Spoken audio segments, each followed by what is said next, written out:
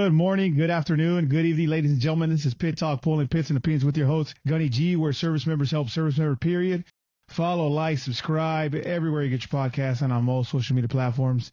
Although I am cutting back a little bit because I can't take it all the social media stuff. But yeah, let me know how we're doing. Any criticism is good criticism. I do appreciate the ones that support the cause. That rare, I'll send you one, give you one.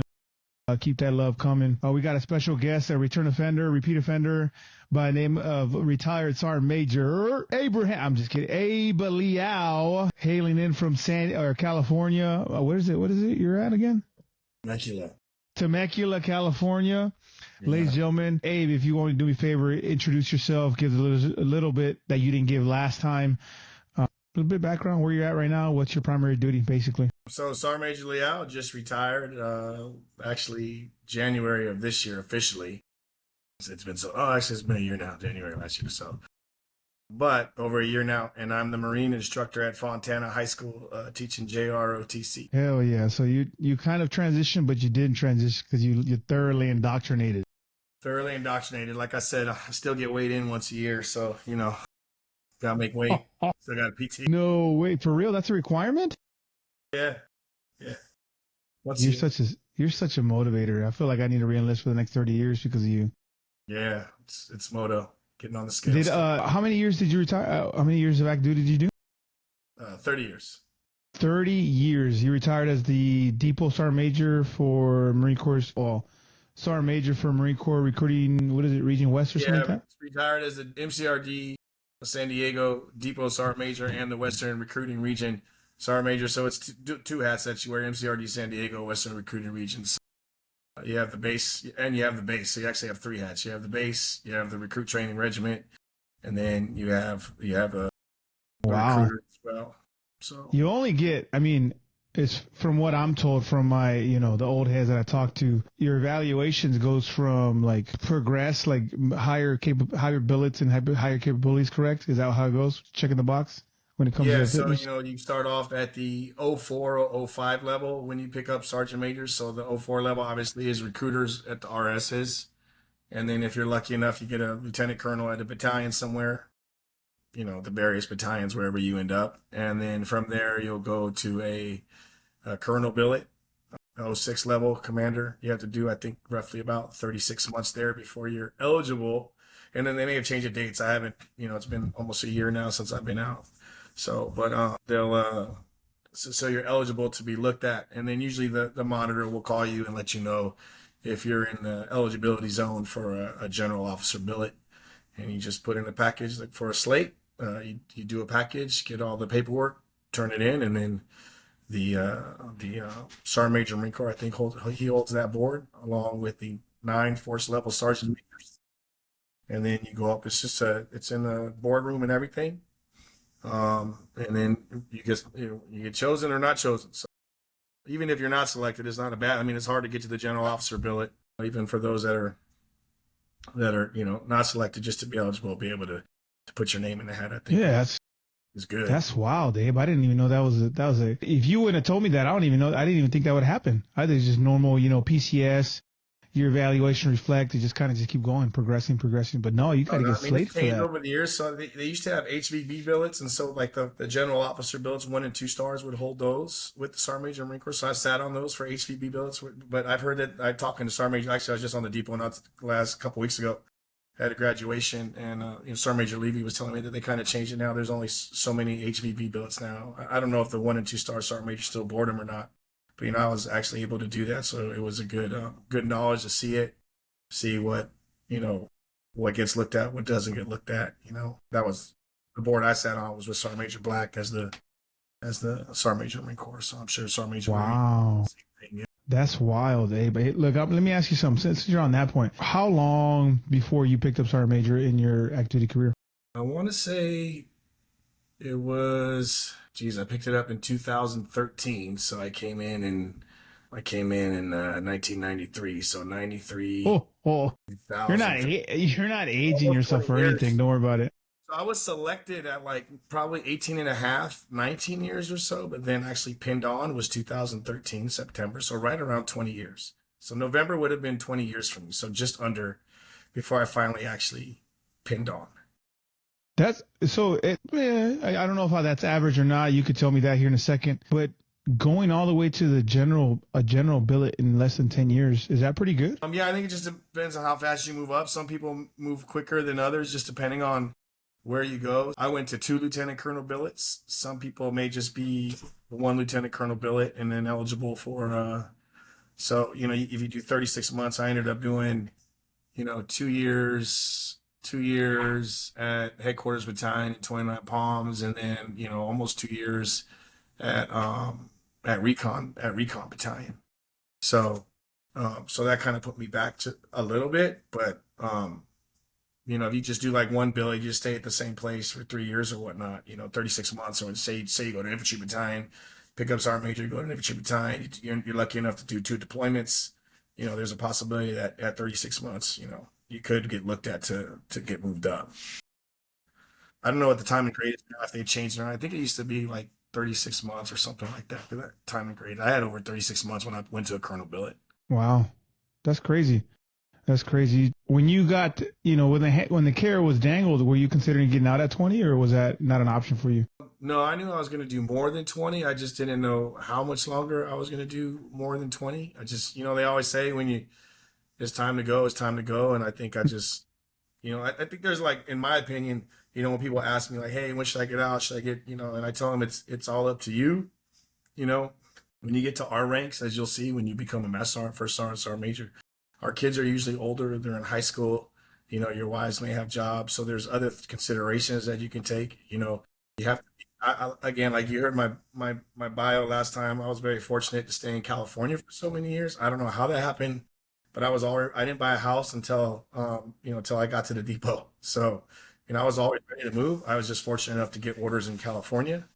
So you have to kind of weigh those decisions. That's why most sergeant majors, they get orders, they go East Coast, but their wives have a job, their kids are in school.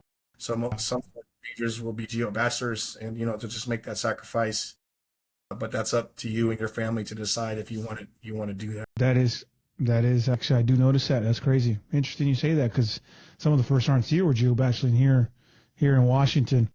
I got to ask, when you were coming into the sergeant major billet, were you prepared as a first sergeant to transition into that 89, or excuse me, sergeant major E9? And who prepared you the most? And are you still talking to them now? So I think I was. I was a first sergeant for 5 years, and I was at the company level as a first sergeant. And then fortunately, Sergeant Major Zigafus at the time, when I was at 2-1, he came over and kind of, talked to me and said he wanted me to deploy with him to Afghanistan for a year with RCT-1.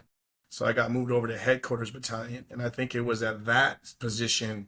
And I tell everyone, like, if you can get to a headquarters battalion, or you can get to like a headquarters company or something in a regiment or something like that, like, do it, because being able to sit in those meetings with the regimental sergeant major and the battalion sergeant majors, the 3-1 battalion sergeant major, the 1-1 battalion sergeant major, and I'm just a little first sergeant, and just seeing them talk and hearing, and then being, when the Sergeant Major Zigafus was gone, and Coley as well, he took Sergeant Major Zigafus's place.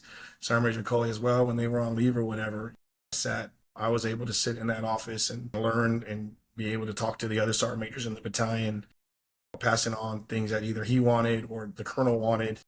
And I was fortunate enough to have, I wasn't telling sergeant majors what to do, but I was just asking them what to do, obviously. Yeah. I was fortunate that the sergeant majors that were there at the time in the battalions were like, understood, the position who I was sitting in for, and, like, never had any issues or anything. So, I mean, it's very, and I learned a lot in that building. So yeah, not every first sergeant gets to do that. Some first sergeants may go straight from a company to be a sergeant major and not have that experience. I was fortunate, but anytime I tell first sergeant, like, where should I go next? I go find a headquarters company, go find a headquarters regiment, something like that, where you can, fill in for the regimental sergeant major and learn from him. So yeah, Zigafus taught me a lot, and so did Sergeant Major. That's divine, because you just said timing and the ability to learn from being in a position where just a lonely first sergeant. I got to ask you, before we get into the meat and potatoes, what is one thing you can tell the listeners that are going into, the zones already came out, yeah? You tracking the zones? for all. There's 193 allocations for 89.99. What do you feel about That's a that? lot. That sounds like a lot. That does. And unfortunately, or fortunately, either one, however you look at it, I put F on my last fitness report, so we'll see how that goes. Right? Be careful what you ask for. What's one thing you can provide in terms of guidance moving forward? Like, hey, let's just say, 193 Marines get selected. It's going to happen. What's one tool for the toolbox in terms of getting into that 89.99 community? As a first sergeant or a sergeant major? First sergeant. I think one of the tools is just really sit down with that company commander, that company gunnery sergeant, your staff. That some companies have XOs, first lieutenants. They'll have XOs, and just kind of sitting with them. I'm always anytime I went to a new unit, especially when I went to, so I picked up first sergeant, I went to the infantry. So luckily I was an Amtracker, so I knew a little bit, but I had never been with the grunts. They just been in my Amtrak. Just kind of, sitting, asking questions, if you see something, you may see weird, it's your company. You're going to do what you want, but, I'm always the type of person that just kind of sits back. Hey, why are we doing this way? If I see something, okay, hey, what, why are you doing things this way, or why are we doing it that way? And just kind of, getting on the page. Company gunnery sergeant to me is just like the master gunnery sergeant as a sergeant major. Like, you guys got to be on the same page. And I've been lucky with my company gunnies, and I've been lucky with my company commanders to have those good relationships. And I just built them through asking questions. Don't go in thinking you know everything, or you're going to go in there with an iron fist and unscrew every company that you get to go to, because they're just going to look at you all weird. Like, to your point, a lot of them say you got to bring the hammer right away. Is that accurate statement, or should they ease back? I don't think so. I mean, again, again, you're a first sergeant. It's your company. You could do what you want, and you may want to change things, and that's all right. But before I change something, I always ask, like, hey, why are we doing it this way? Hey, I don't really like it that way. I think, I want to do it this way. You know what I'm saying? So it's not necessarily a hammer, it's just, but yeah, setting the rules, setting the standards, setting the guidelines, setting those things. Yeah. I mean, I set the standard, hey, when you come see me, you'll report in my office. I mean, just little things like that, standard operating procedures that you may have, but it's not necessarily putting an iron fist down. It's just, this is just the way things are going to be. You know what I mean? If you want to talk to me, I don't have a problem. Just make sure you let your platoon sergeant know, so you're not just coming in my office and the platoon sergeant's like, why you want to talk to me? Remember we talked about that last time, right? Yeah. It's not, but yeah, I mean, setting, you can, like, let's just say field day, you want to see how your company conducts field day, watch it the first time. Then Friday morning, you don't like it, change it. Hey, I saw how we did field day last night. I don't like the way it looks. Hey, I think we're going to run it this way next week. Right. So, this is how I want it done, or and then while you're walking around, hey, Gunny, why are we doing it this way? Like, why are you doing it that way? Like, why can't we do this? But whatever that question may be. And then the next day you want to change it. So I don't think it's a hammer, iron fist. I think it's more just Marines don't like change. That's fair. I could see that. You come in with change, and they're like, why is he changing everything? It's been like this for years. I mean, can you imagine, like, the depot and you change something down there? It's ridiculous. Yeah, I don't know if it was Sergeant Major Chabot before you, right? I think it was. Yeah. I remember Sergeant Major Chabot came out, and we all was there, and all of us, drone structures was running. Sense of urgency, got to get from point A to point B. I got to get there before the platoon's coming. And then Sergeant Major Chabot checked on deck and like, why are you running? Because I got to get to the house before they get here? No. Power walk. I'm like, well, and you already know, just like you said, Marines don't like change. They went high to the right, and then they just power walked legitimately everywhere, and they had a problem with it. But anyways, long story short, change does stir the pot a little bit. I got to ask, though, why does everybody, I mean, to include myself, I want to put myself in that group, too, because, in my experience, from 2017 and on, I've had at least, 189.99, didn't matter the, E9 or E8, E8 or E9, excuse me. I've had one single point of friction, and it's always been in that community for some reason. And I'm not saying that I'm probably the bad apple. It's probably me. I would say so. It's partially my fault, but there's always a stigma going into a new unit, what the E9 and E8 and E9 first sergeant major route. Why is there a stigma with the majority of the corps, like in terms of that core group of first sergeants and sergeant majors? I mean, I just think it depends on who your last first sergeant was, but I mean, have a good first sergeant, he's going to hold you accountable. He's going to hold you to standards, and not everybody may like those standards that he's holding you to. So people think, think things, and you may say, well, he may tell you cut your hair, and you may say, well, my hair is fine. And you may say, well, it looks like it's 4 inches to me. Cut your freaking hair. You know what I'm saying? Like it could be Yeah, something, yeah. right? Or so you never know. I think it's just that we come in, and depending on the individual, maybe he's some crazy drill instructor or something. I don't know. You know what I mean? We come in and we hold people accountable and hold people to standard. And I think, and sometimes people, again, they don't like change.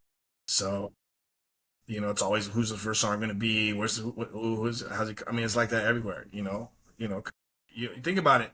You go on a deployment for 18 months workup or 2 years for a deployment with workups and everything. You're used to how your first sergeant did it, how your company commander did it. It's the same thing with a company commander. Or you get a new CO, you get a new first sergeant, you get a new company gunny.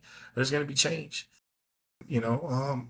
Sometimes that change some may be a little looser, some may be a little stricter. When I went to Echo Company, I tightened things up a little bit. I didn't like the unblousing in the field. I made them blouse boots in the field. I didn't like the cuffing of the sleeves. Those kinds of things that they were doing, and I was like, nah, we're not doing that stuff out here. Like, we ain't. Let me ask you, what are the again, I don't know, and this is something for the 193 that get selected for first sergeant, right? This is for them. What are their roles and responsibilities checking into a unit? What is their primary duty? Is it supposed to be to stir the pot? Is it supposed to be observe and then lay the hammer down in terms of accountability and firm and fair guidance?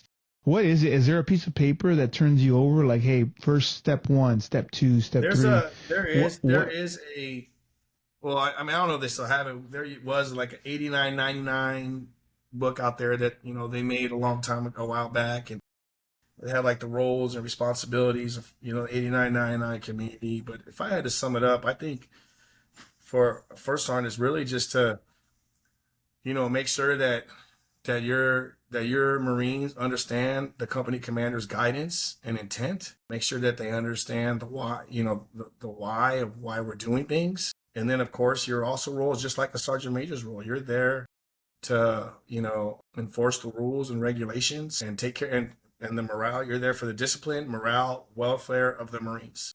However that may be. That's a big, broad spectrum, right? Discipline can be anything. It could be an NJP. It could be like I did. Hey, no, we're gonna blouse our boots. We're not gonna cuff our sleeves in the field, right? There's lots of forms of discipline, but really the discipline, morale, safety of the unit and the Marines, and then ensuring that your Marines understand the guidance and the intent of the company commander. That's how I see your role, right? And then you're involved in everything. You're involved for training, but that also falls under their welfare, making sure Marines are getting taken care of, make sure they're getting their fit reps done, make sure they're getting the PFTs, CFTs, sergeant's course, corporal's course, all those things done, along with training and mentoring them, and mentoring the staff NCOs. I always refer to a grunt company because I was with the grunts as a first sergeant. So I had 4 platoon sergeants, 4 staff sergeants.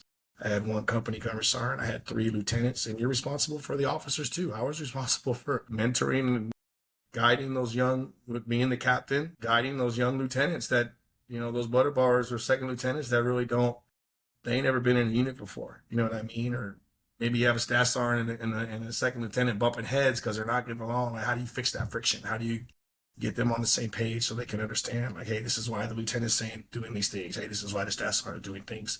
Y'all got to get on the same page. It's a lot. It's a wide spectrum of things, in my opinion, that covers everything. What they do and what they fail to do, because you will also be responsible for that as well. Yeah, I'm tracking once. Cut that. I'll edit that and record it, but I'll edit that part. Like bright red stuff. So I don't think I can mess with your tan, Abe. I don't think I can mess with your tan. I'm gonna ask. Let me ask you something. I'm hesitant, not hesitant, but I'm actually, you should always get butterflies in your stomach in terms of what's up next in the Marine Corps, right?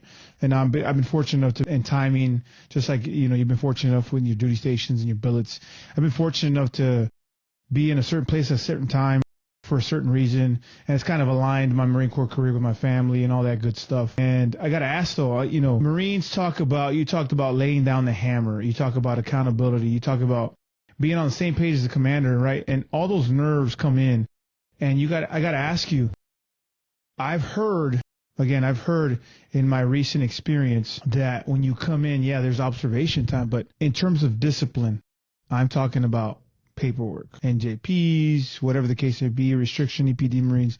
How do you play a role in that, and should you come in and max, relax, or should you allow and recommend grace in terms of every circumstance that comes across your table in terms of adjudication of punitive things? Well, first off, I didn't say put the hammer down exactly. I said, observe.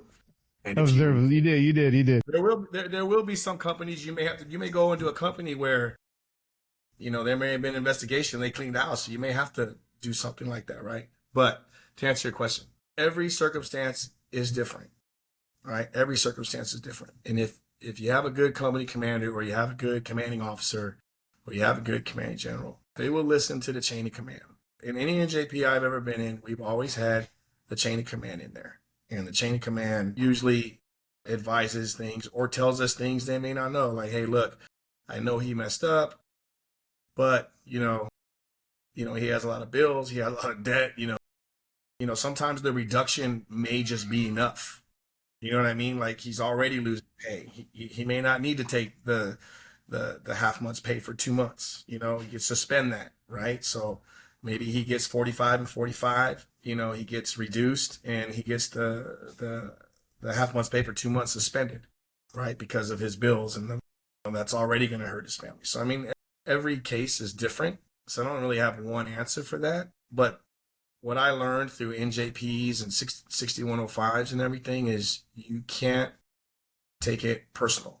You have to look at the institution and how it would be viewed, in my opinion. Again, this is my opinion. Some other sergeant major may have a different thing. And what I mean by viewed is like, if I'm going to NJP a lance corporal for, I don't know, having an alcohol incident, right?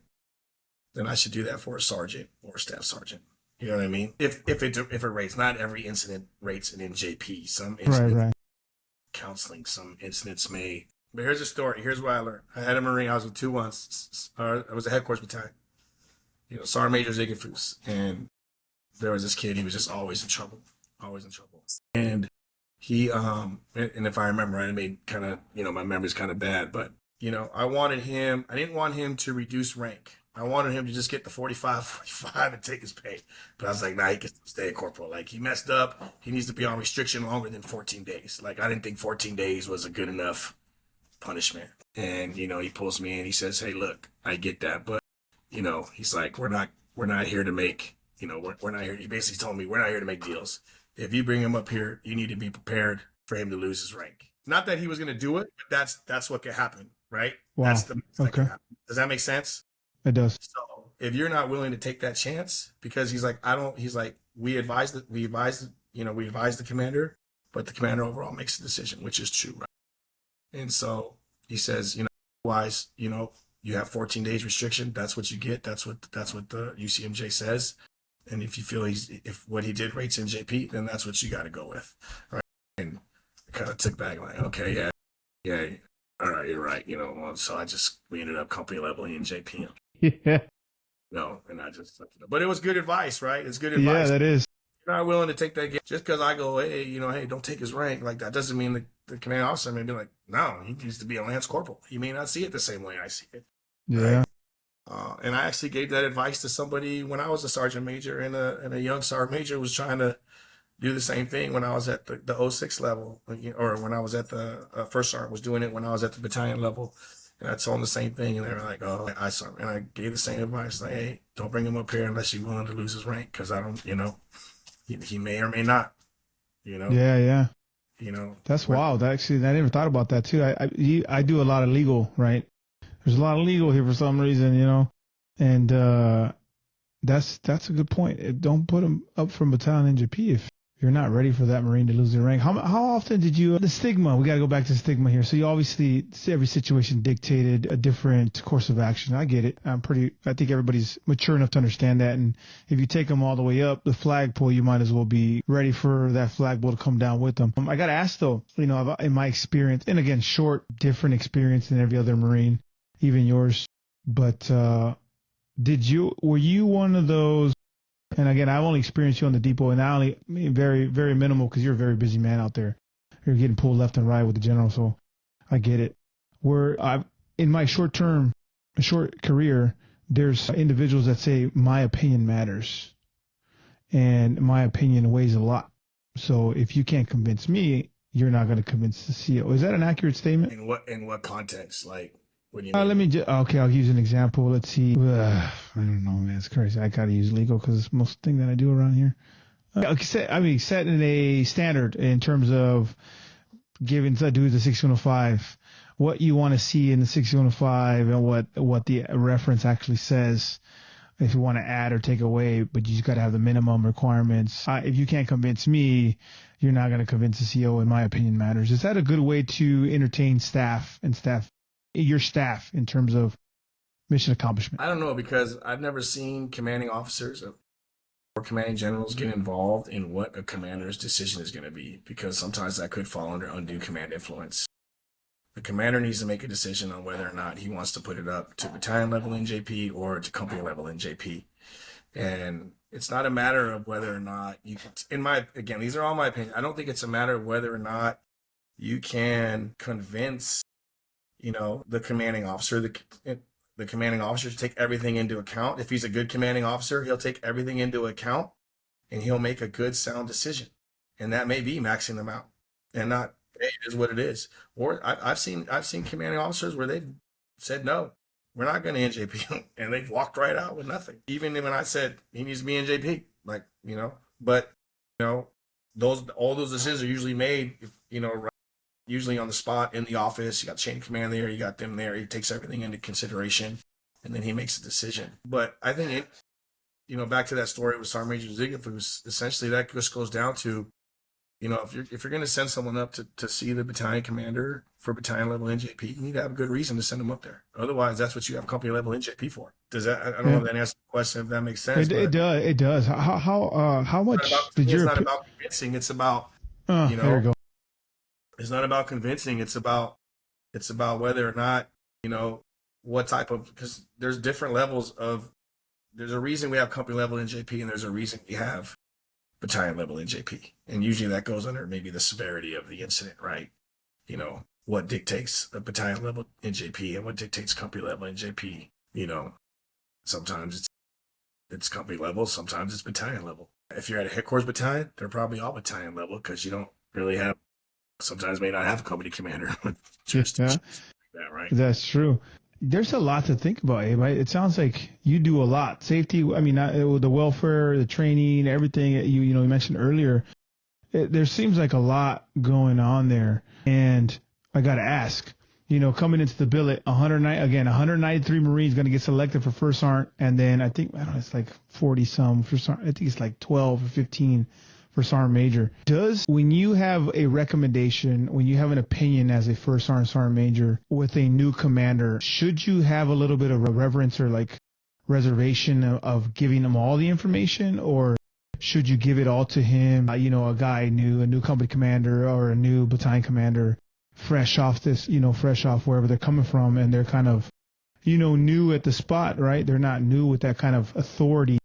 Should you give it all to him and say, I've been around the block, you should take my opinion and consider it very heavily, or should you allow him to flow right into the position as the battalion commander or whatever commander that, whatever ability he has? I mean, your opinion is, just because you wear the rank of first sergeant, sergeant major, your opinion is going to hold weight. And your company commander is going to take what you say strong. Your recommendation is probably going to be the strongest.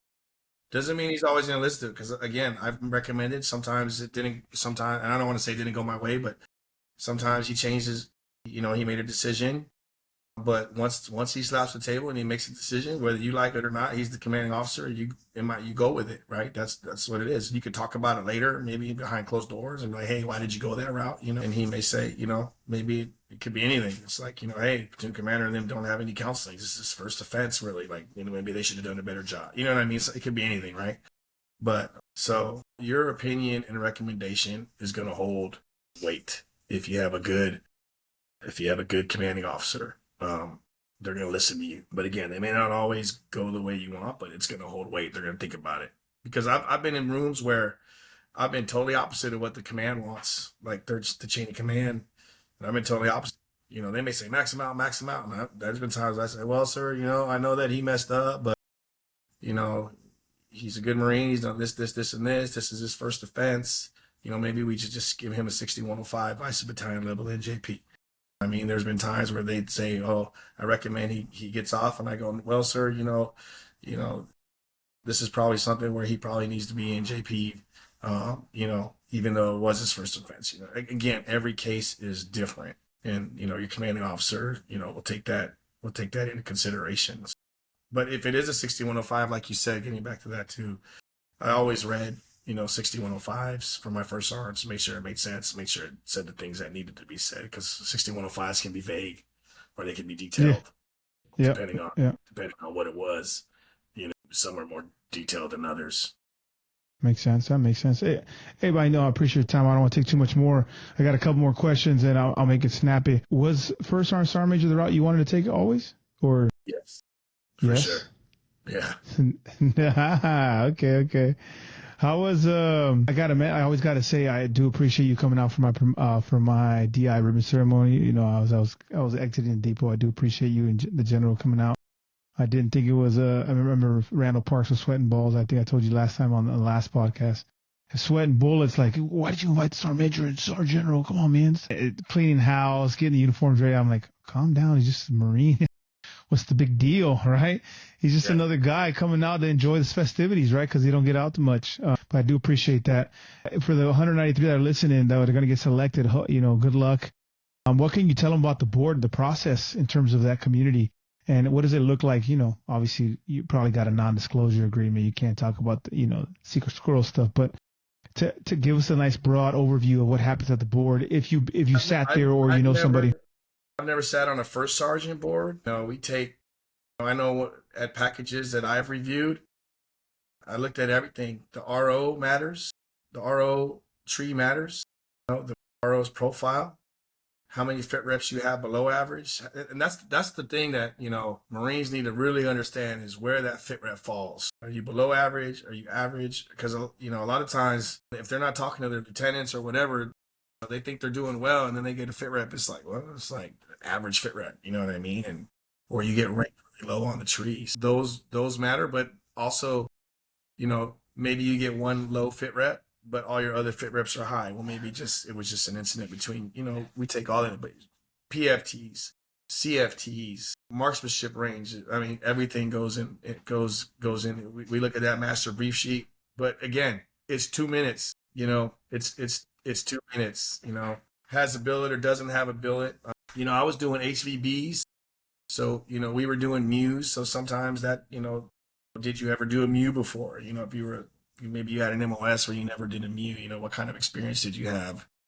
So what your background is, all comes into play, when they're looking at those billets, like I'm not going to be the MCRIC Sergeant Major because, well, maybe I could be, but I wasn't a recruiter. You know what I mean? So, I had WRR. Maybe I could have been the MCRIC Sergeant Major one day, but odds are I'm probably not going to get that billet. You know what I mean? This is some prior recruiting Sergeant Major is probably going to get MCRIC Sergeant Major or something. I don't know. It just depends. Makes sense. Yeah. So they're going to look at everything, especially as a gunnery sergeant, what billets you've held, B billet. But again, it's 2 minutes. It's I Sergeant Major Leal briefing. Gunnery Sergeant Leal, first class PFT. Expert on the range, expert on the pistol, does have a B billet, PME complete. I mean, RS profile, 90% of his fit reps is above average and top of the tree. I mean, it's a quick brief. Here's some comments. The comments matter too. Here's some comments from his last 2 fit reps.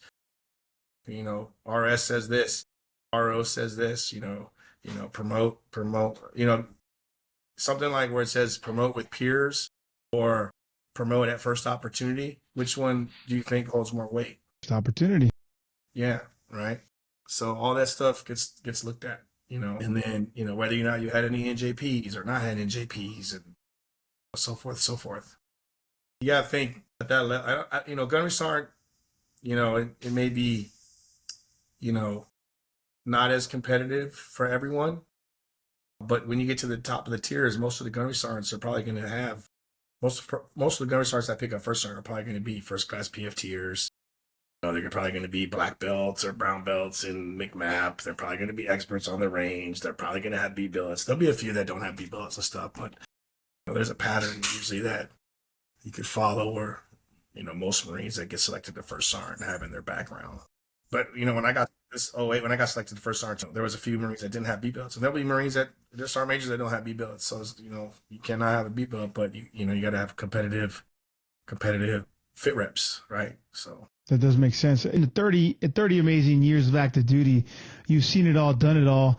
But yet we still, as young service members or even senior service members, transitioning from uniform to just civilian attire full time, and we struggle with mental health now more than ever. Even while we were in Operation Enduring Freedom, Iraqi Freedom, the deaths total there compared to now outside of war is just non-compared. Marines are committing suicide, struggling with mental health, PTSD, anxiety, trauma. In the 30 years you've seen it all, done it all, what's the best advice that we can give service members now that are struggling with mental health? Or, if you had an opportunity for that Marine or that DOD service member to just talk to him before he commits that act, what's that tool for a toolbox moving forward, the way forward for them? As leaders, I think you need to not hold a stigma. Sometimes there's a stigma always going to staff sergeants, going to mental health, right? There may be a stigma attached with that. I have PTSD. I went to mental health. Sometimes I use that as a platform to tell Marines, hey, look, I got mental health issues. Sometimes I go to talk to people. Like, it's not a bad thing. It's not a bad thing to do. It's a good thing. You may need it from time to time. But what you don't want to do is take advantage of that, where you go to medical at 8 a.m. and then you're not seen the rest of the day. That's not how we do business. Like, I went to medical, I went to my appointment for an hour, and then guess where I went back to the depot, or I went back to work, right? So just making sure you're getting those appointments in and talking to people. If you're struggling with mental health, go see somebody. Don't be too proud to not go talk to people. If you have people that you can confide into, that you trust, maybe your brothers and sisters out there, I would tell you to give them a phone call and talk to them. There isn't a Marine out there that I think would turn the phone away if you just say, hey, brother, sister, hey, do you have a minute? Do you not have a minute? I got to get some stuff off my chest. Again, I've had those phone calls, but you always have the network. Like, I still talk to Chabot, I still talk to Agan, I still talk to my fellow sergeant majors through group chat. So you still have that bond. You may not see him every day, but I talk to him a lot through text or whatever. Or when the Raiders lose, they usually text me more. There's other, I think as leaders we need to let people know that it's not bad if you need to go see somebody or get help. We need to encourage it. But again, there's don't take advantage as a young Marine, is like, don't take advantage of it. Go get your help, do what you gotta do, get back to work. You know what I'm saying? Because then it's always like, well, where's Leal at? Like, he had a medical appointment. That was at like 9 o'clock. It's like 1400. Like, I haven't seen a thing. Like, where is that kid? Right? Yeah. That's true, I guess. Yeah, the stigma comes, right? And then now it's like, well, that's true. You know what I mean? It's like, just go do what you got to do. But that's really the best with it. advice I can get. It took me years. Like, I went to Iraq in 2003. I didn't get seen until 2016, mental health. Is that because of the stigma? Not necessarily stigma. I just kind of sucked it up. I just felt like I didn't need it, And, then as I started getting out and getting closer to like, I need, maybe having relationship problems, things like that. Or my kids tell me, you probably need to go talk to somebody. Like, you're always angry, things like that. Or you're waking up screaming in the middle of the night, right? You punch your wife on accident. Maybe I should go for a while, for a few years or whatever, off and on, whenever I could fit it in. But there's nothing wrong with it. If you need to go see somebody, that's the first step, is just taking that step to, put your left foot forward and calling medical and going and seeing doc, telling them you need to talk to somebody. Yeah, that's it. That's it. It's crazy that this unit has a nice little psycho with attached to it, so it's pretty cool. Setting appointment up, pretty dope. Ladies and gentlemen, we got retired Sergeant Major Abel Leal hailing in from Temecula, California. We appreciate your time, ladies and gentlemen. If you don't know, now you know. The 193, listen up. There's some good gouging here for your future commands, future code commanders, future battalion commanders, for those sergeant majors. Congratulations to promotion, selection, and let them know where they can. Let the listeners know where they can reach you at if they have more questions about the 8999 Community First Sergeant Major route, social media handles, things like that. Yeah, so I'm on LinkedIn, I'm on Facebook, and I'm on Instagram, but you can also just go to the Fontana High School and Marine Corps JROTC webpage. I think my email and cell number's on there as well. So you can contact me that way if you don't have my, my Facebook or whatnot. But I think it's just Abel Leal or Abel Leal, one of those. But yeah, you'll find me. Are you going to change that profile pic with the mask or what? Which one? The one with the face, the one with the little mask, the little white mask that everybody had on the depot. Remember? Is that on my phone? I don't even know. I thought it was on your Instagram page. I swear it was on your Instagram page. No, I thought on my Instagram. No, I changed that. I must change that a while ago. But it was on my phone. Somebody was like, I called somebody and they're like, dude, why you got a mask on? I'm like, what are you talking about? They're like, yeah, you still got the. I'm like, oh, I didn't even know. Like, I guess it was my picture from my phone too. So. Yeah, I think so. I think it is on your phone. That's funny. Yeah. That's funny. Hey, but I appreciate your time, ladies. Hey, if you change it, let me know. I'll probably see it anyways. Ladies and gentlemen, it's Pit Talk, pulling pits and opinions with your host, Gunny G, where service members help service members, period. Follow, like, subscribe everywhere. Get your podcast on most social media platforms with your repeat offenders, special guests, retired Sergeant Major Abel Leal. Follow him, like him, subscribe to his little Instagram, his Facebook, and RLTC in Fontana. You're doing big and greater things outside the uniform, Sergeant Major. I appreciate it. And thank you for your service. Ladies and gentlemen, we out. Sergeant Major, thank you for your time. So is this going to be on YouTube or what's going to be? Or are you going to edit it or how are you going to do it? I'll probably edit like maybe 2 seconds of it because that little one part, but most of it's pretty good to go. It'll format. It'll probably be out by next week, no later. It'll be on YouTube and Rumble, and then on all audio podcasts, if that makes sense. Well, hopefully I gave some good gouge and it made sense. No, it did. I appreciate it. I was gonna ask you more like provoking questions, but I was like, nah, it's not worth it. You know what I mean? No harm, no foul. Like what? I was gonna.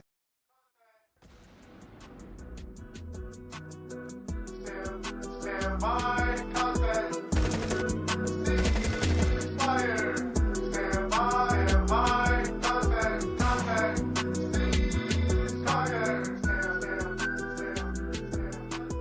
Pit Talk is a podcast featuring active service members who discuss their thoughts and opinions on various issues surrounding military life, current events, and history. The statements heard here are the opinions of its members and guests. These do not necessarily reflect the views of the Department of Defense and are not endorsed or sponsored in any way. Listener, viewer discretion advised.